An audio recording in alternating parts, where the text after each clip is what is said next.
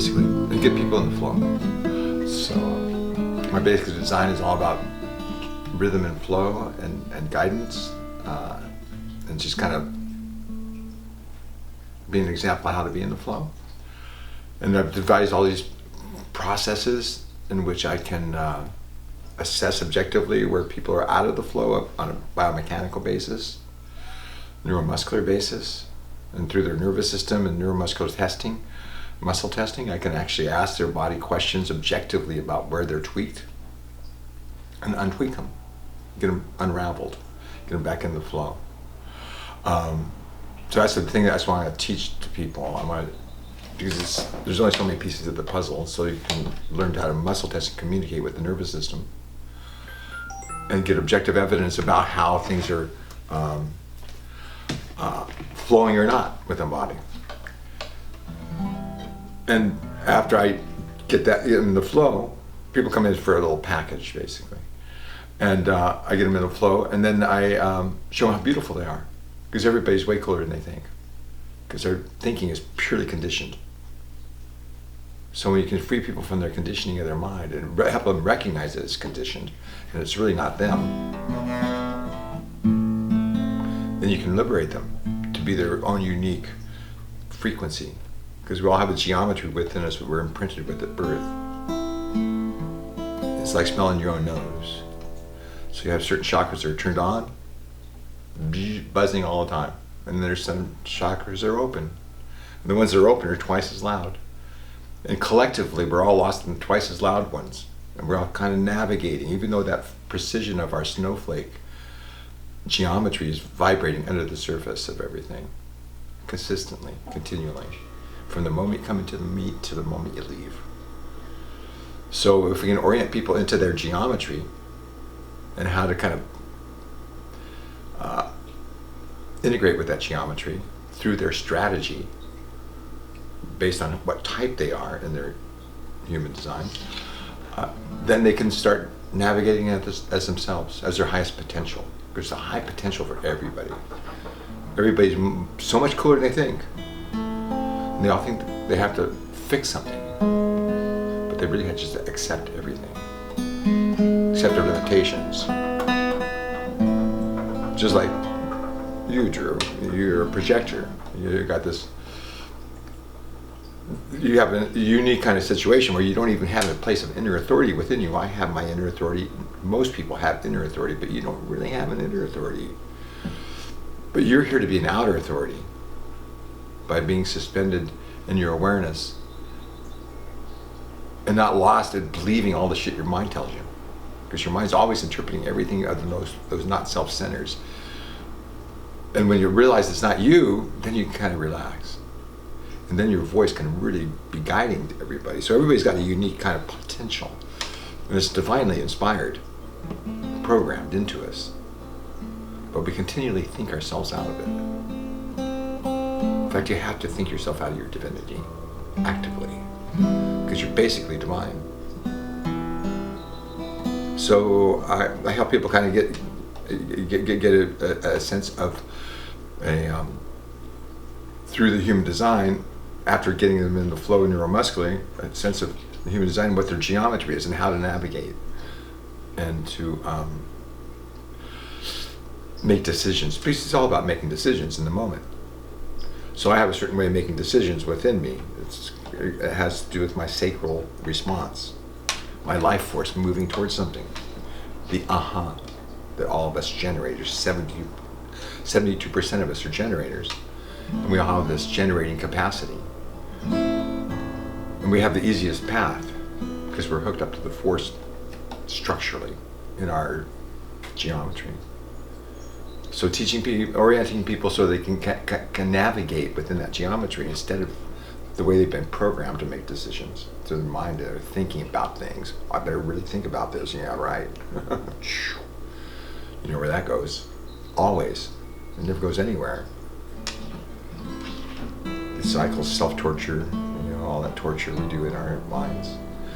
But we're existential beings, and we're moving in, and everything's going where it's going anyway. The inevitable is going to happen.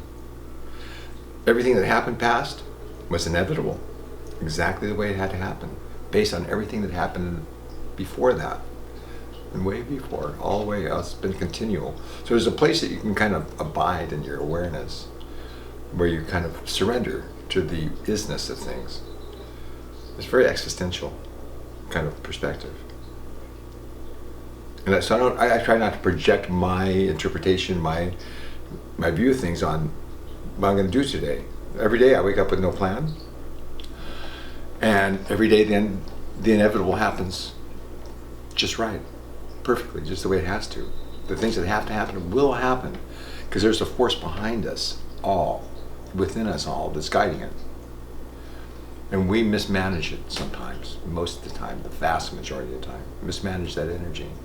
So we make decisions based on what we're conditioning has been programmed to teach us to do, which has never been that satisfying. It's interesting and everything, and we're learning lessons along the way. It's all perfect. Even that's inevitable. All that part was inevitable too, but there's also this point of inevitability of our awakening to our geometry and our interconnectedness to the totality of everything, where we can accept everything. Because if you don't accept everything, include everything in your embrace of your identity, then you're always going to be fragmented. The subtlest judgment fractures everything into a zillion pieces. So it's only by the grace of God, and you have to get tricked into it, really. You can't really just think yourself out of this. You have to get tricked into it. So there's neurochemical ways of shifting the pattern. Because it's all in the neurochemistry, because neurochemistry governs what we perceive. So I've been gifted with an understanding of certain neurochemicals and factors, plant medicines, molecules that help facilitate a neurochemical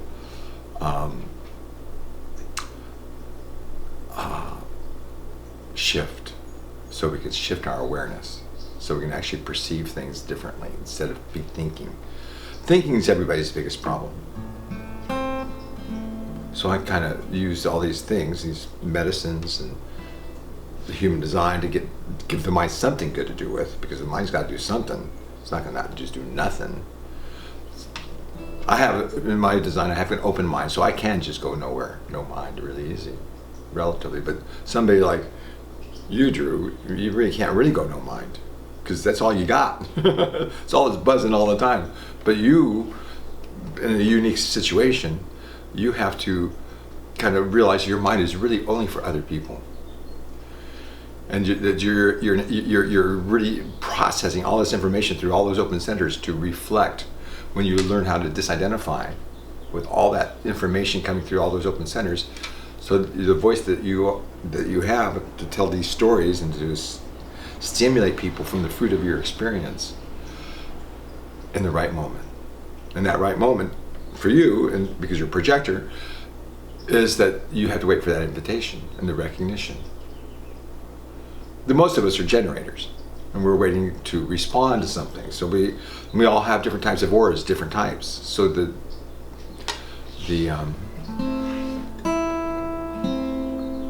projector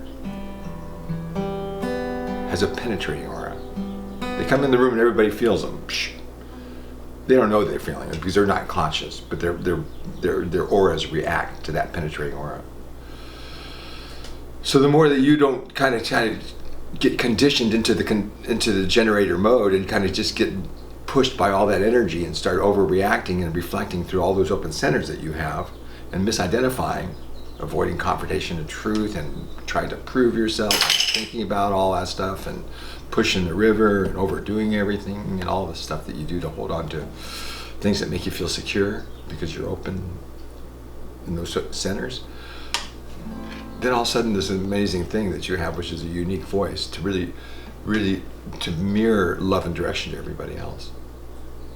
But first you have to find that within yourself, and everybody has to find it within themselves, and they all got that thing. So this kind of synthesis of things I do helps potentially people orient themselves into their geometry and be in the flow physically and be out of their minds, stop torturing themselves, because their minds torture them most of the time.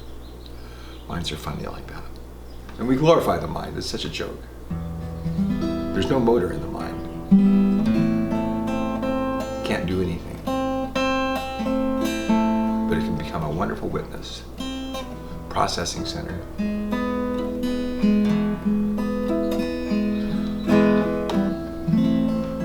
So yeah, so I got this job. I don't even know how I got it.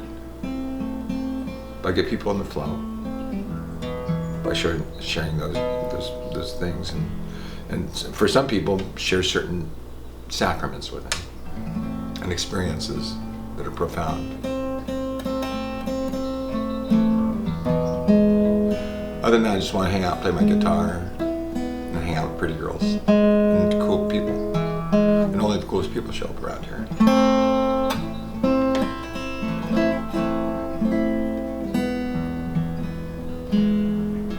Yeah, and I also think it's really important that people put nutritionally dense food in their bodies, intelligent food. Most people put crap in their food all day, all those empty calories that mean nothing, maybe taste good, but they make them feel like shit. But they've been feeling like shit since the beginning, so they have no reference points to really what they're feeling like. So the chemistry is also, everything's all tied in. You gotta get the chemistry, the structure, the consciousness, all aligned. It's only by the grace of God it ever happens. And I have no idea what I'm doing. But there are patterns that I follow. That's my thing. I find the patterns to accommodate the flow. I help accommodate the flow. And that's about it for this moment.